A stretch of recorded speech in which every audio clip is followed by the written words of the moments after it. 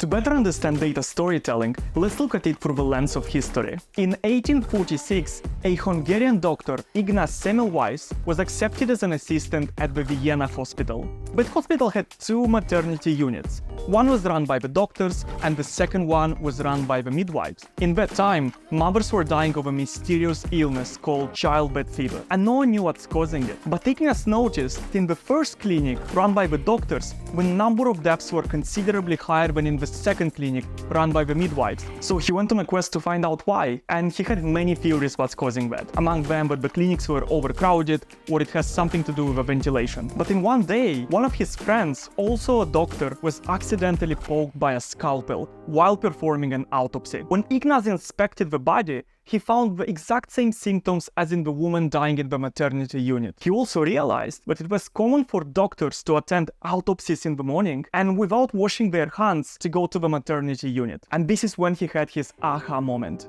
2 months after the death of his friend, he introduced a new strict policy of washing hands. As you can see from the chart, the number of deaths considerably reduced. In fact, 1 year after he introduced that policy, there were months with 0 deaths, which was unheard of in those times. But he couldn't scientifically prove why, and the medical community was very skeptical about his findings. In fact, they had over 30 reasons why the number of deaths was reduced. In 1849, he was dismissed from the clinic. He spent 14 years of his life trying to prove his theory, fighting with doctors who was disagreeing with him. So while we can't judge the past by today's standard, there are a few things that Ignaz did wrong. One, it's called the curse of knowledge. And if we find something in the data which speaks to us and we think that everybody will just get it, it's rarely the case. Data doesn't speak for itself.